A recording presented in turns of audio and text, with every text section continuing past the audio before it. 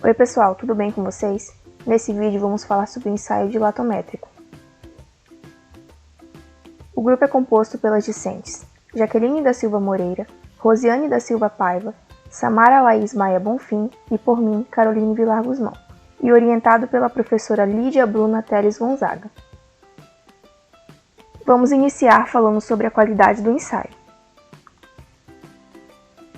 O DMT foi desenvolvido pelo professor Silvano Marchetti, por isso sua denominação dilatômetro de Marchetti. Em sua concepção, Marchetti desenvolveu o DMT para medir a tensão in situ e o módulo de deformidade do solo. Para reduzir as deformações devido à penetração no solo e, portanto, para melhor correlacionar o DMT com o comportamento pré-inserção, ele escolheu uma prova fina, em forma de lâmina, com uma membrana circular situada em uma das faces. Quando comparada ao ensaio CTP, a lâmina, devido à sua forma geométrica, impõe menores deformações ao solo. A lâmina é conectada ainda na superfície à unidade de controle. Na figura acima podemos ver a lâmina do DMT. Essa unidade é composta por válvulas de controle de fluxo de gás, ou seja, o nitrogênio, o oxigênio ou o ar comprimido, e ainda por 2 manômetros para o registro das pressões. Da unidade de controle parte ainda o cabo eletropneumático, que passa pelo interior das artes de cravação, tipo CPT, até ser conectado à lâmina do DMT. A corrente elétrica é fornecida por meio de pilhas ou baterias. A lâmina penetra verticalmente no interior da massa de solo, empurrada pelo sistema de cravação a velocidade constante de 2 a 4 cm por segundo. A cada 20 centímetros, interrompe-se a cravação, aplicando-se pressão por meio de gás, e por sua vez, inflando a membrana. Nesse momento, são feitas 3 leituras, e logo após as leituras, a membrana penetra mais 20 centímetros. Continua-se o ensaio dessa forma sucessivamente. E agora nossa colega Rosiane vai dar continuidade à apresentação, falando sobre os equipamentos utilizados no ensaio. Equipamentos do ensaio dilatométrico. Temos a lâmina DMT, temos a hastes do CPT, temos o cabo elétrico pneumático e o cabo pneumático. A lâmina consiste de uma placa de aço inoxidável, tendo uma membrana metálica circular fina expansível de 60 mm de diâmetro montada em uma das faces. O fornecimento de corrente elétrica e de pressão de gás são providas pela unidade de controle através do cabo elétrico pneumático, o qual é ligado à lâmina. Internamente, um fio atravessa a lâmina até atrás da membrana, onde existe uma área rebaixada para acomodação do disco sensor da membrana. A figura indica o princípio de funcionamento da membrana. A primeira condição de sinal ligado se dá pelo contato da membrana com o espaçador do disco sensor a uma distância de 0,5 mm deste. A segunda condição de sinal desligado se dá porque não há contato e o circuito é interrompido. A terceira condição se dá ao sinal ser ligado novamente quando o cilindro de aço inoxidável faz contato com o disco sensor reativando o sinal, posição em que a distância do extremo do cilindro de plexiglas ao disco sensor tem exatamente 1,1 mm. A membrana de aço inoxidável pode ter a espessura de 0,2 mm e 0,25 mm, será dependente do tipo de solo estudado. Solos mais resistentes utilizam-se membranas mais espessas. Ela é relativamente rígida, o que requer que o operador aplique ciclos de expansão e contração da membrana, visando a sua calibração antes e depois de cada sondagem. As leituras de pressão A e B são essenciais para a correção dos dados. A unidade de controle tem como funções básicas monitorar e controlar a pressão de gás fornecida à lâmina e tornar perceptível a posição da membrana. Voltando no sistema de cravação da hastes, a unidade de controle possui 2 manômetros, calibrados em bars. Um bar equivale a 100 kPa. O primeiro fornece leitura de 0 a 10 bars. para maior precisão e pressões baixas, e o segundo, leituras de 0 a 70 bars. Todo o conjunto que compõe o equipamento DMT é acompanhado de conectores, calibradores, cabos, chaves, peças sobressalentes, e etc. O cabo eletropneumático é um fio de aço inoxidável envolvido por um tubo de nylon com conectores especiais em cada extremidade. Através deste cabo é fornecida corrente à lâmina. Para o funcionamento do circuito elétrico, é necessário que o equipamento seja aterrado. O fio terra parte da unidade de controle e frequentemente é conectado à haste de cravação ou a outro ponto que possa fornecer aterramento. A fonte de pressão é nitrogênio ou ar comprimido fornecido em garrafas metálicas. A pressão de enchimento normal do nitrogênio é de 155 bars, mas um regulador de pressão deve ser acoplado ao tanque para uma saída de 70 bars. 70.000 kPa é a máxima suportada pelo DMT para a unidade de controle.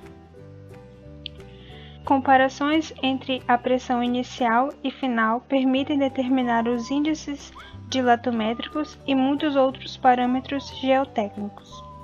Agora a discente Jaqueline vai dar continuidade ao ensaio falando sobre os procedimentos. Bom, vamos dar sequência aqui da nossa apresentação falando agora um pouco sobre os procedimentos da execução do ensaio. Em 1966, a SMT estabeleceu um padrão da realização do ensaio DMT. Este fato contribuiu para a ocorrência na execução do ensaio, de modo que todo mundo tenha aumentado a sua taxa de reprodução. Para a execução do ensaio, devemos primeiramente montar o conjunto de lâminas cabo de unidade de controle. O cabo eletropneumático ele deve ser passado através das hastes mecânicas e conectado à lâmina. Deve-se estar atento à correta posição do fio de nylon, que deve ficar durante a ligação do cabo à lâmina. Isso implica no fechamento do circuito elétrico, sendo essencial para o sucesso do ensaio. Após o cabo ser passado pelas hastes, ele deve ser conectado a uma unidade de controle. Nesse momento já é possível testar o funcionamento do ensaio, ligando-se o fio terra e pressionando levemente os dedos na membrana. Deve ser ouvido um sinal de áudio. Posteriormente, deve-se conectar um cilindro de gás à unidade de controle, através da mangueira de ar com o conector adequado do ensaio. O regulamento de pressão do cilindro já deve ser previamente instalado. A continuidade do circuito deve ser verificada e a lâmina é conectada primeiramente à haste de escavação e o ensaio já está sendo pronto para ser executado. A calibração da membrana pode ser feita em algum momento antes do ensaio e será tratada a seguir pela aluna Caroline. O ensaio tem basicamente 4 passos. O primeiro passo consiste na inserção vertical da lâmina no solo, até a profundidade onde será feita a primeira leitura de pressão. Depois de finalizada a penetração, o próximo passo é abrir gradualmente a válvula de controle do fluxo. Durante esse tempo, ouve-se um sinal de áudio vindo da unidade de controle. O sinal ele é interrompido quando a membrana é levantada de seu assento e juntamente inicia seu movimento horizontal, ou seja, empurrando o solo. Nesse momento, torna-se a primeira leitura da pressão, que é a leitura A. Essa leitura deve ser obtida de 15 a 30 segundos depois do início do ensaio. O terceiro passo continua com a expansão da membrana, pois a válvula de controle de pressão ela continua aberta, injetando gás no sistema, e durante a expansão o sinal de áudio ele permanece desligado. Somente retorna quando as lâminas ela atinge o deslocamento horizontal de 1,1 milímetros mais ou menos. que sinaliza o operador que a leitura da pressão B já está começando. A leitura B ela deve ser feita de 15 a 30 segundos após a leitura A. Após usar as válvulas de pressão de relaxamento do fluxo para introduzir relaxamento de pressão até a membrana, torna-se a sua posição inicial assentada. Pode-se fazer a leitura C durante isso, ventilando-se a pressão após a leitura B rapidamente, até que o sinal de pressão B seja interrompido, e em seguida perdendo lentamente a pressão até que o sinal seja reativado. Nesse momento, registra-se a pressão C. Alguns pesquisadores relacionam a leitura C com o processo de pressão neutra do solo. Acredita-se que no momento em que a membrana inicia o seu retorno à sua posição inicial, pelo relaxamento da pressão do sistema, a água do interior dos grãos imprima na membrana uma pressão similar à pressão. Com isso, completa a sequência de testes e a lâmina é avançada com a velocidade de 2 a 4 segundos por segundo até a próxima profundidade. Agora a Caroline ela vai dar continuidade falando sobre a calibração da membrana.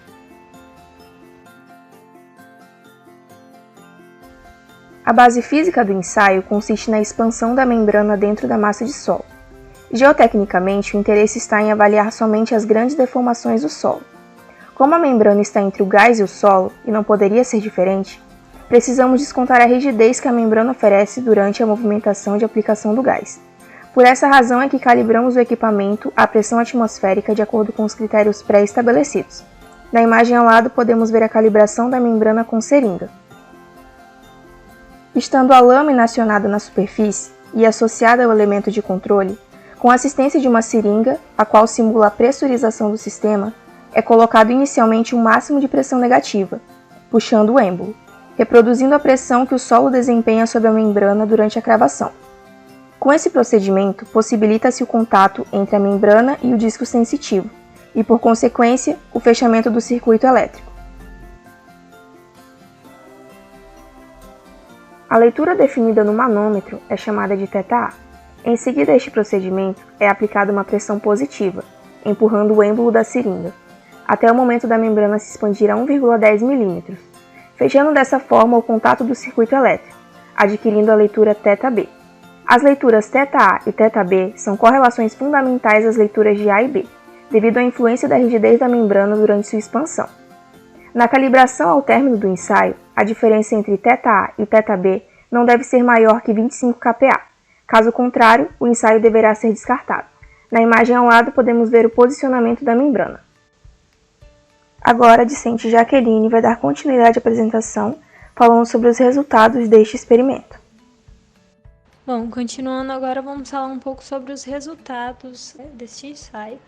Estabelece um conjunto de correlação semi-empírica entre o índice dilatométrico e as principais propriedades do comportamento do solo, como o módulo de deformidade, coeficiente de empuxo e repouso, resistência ao cisalhamento do solo, essas indicações quanto ao tipo do solo e densidade são também fornecidas.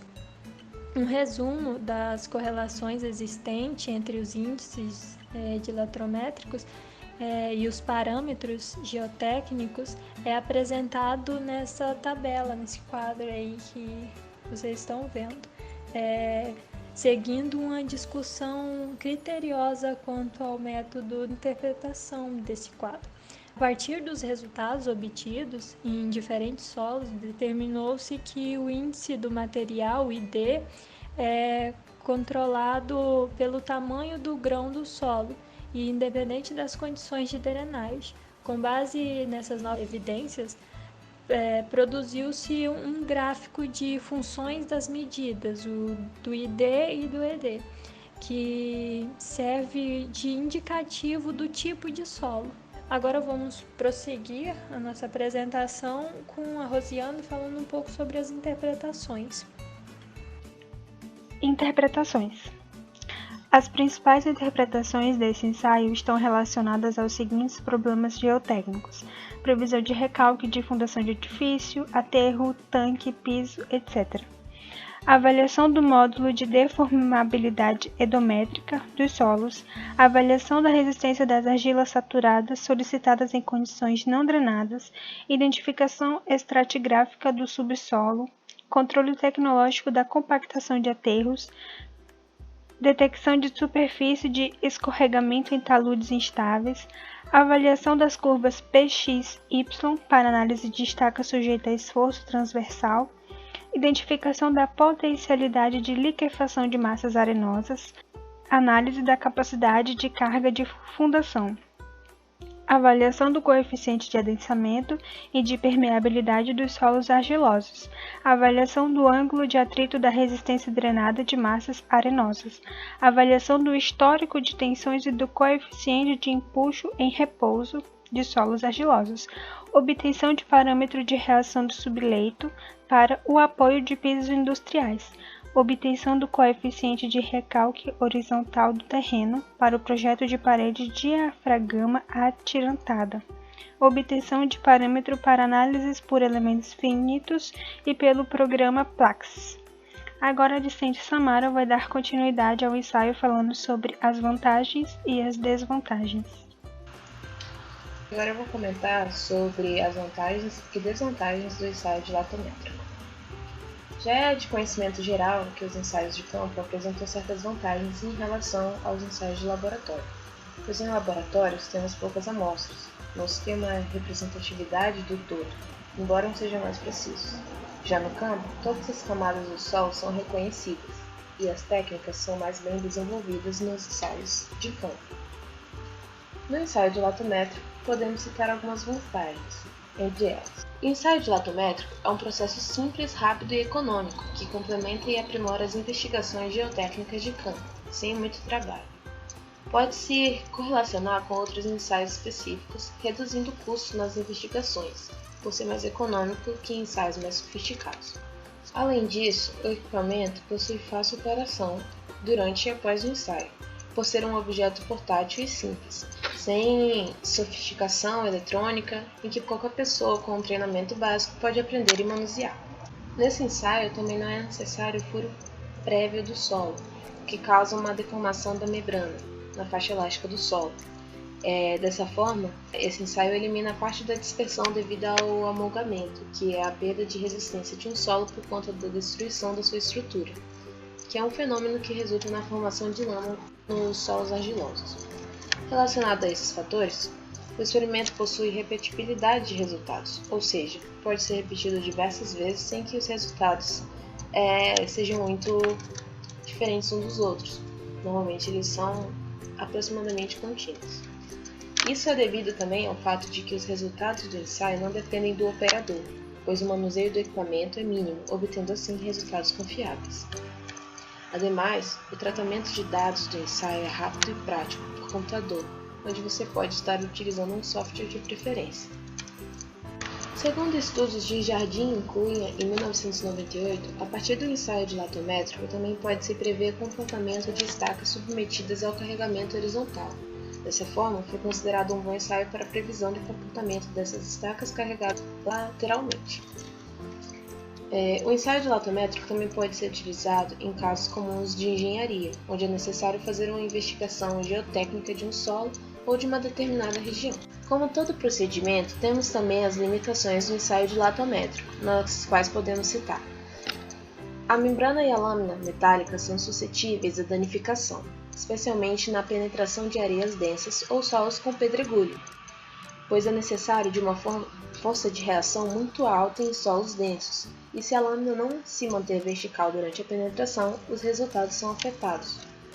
Em relação com outros ensaios de campo, a experiência é muito limitada, e por isso, o tipo de solo determinado com o uso do ensaio dilatométrico pode ser duvidoso. Por exemplo, uma argila arenosa pode ser interpretada como silt.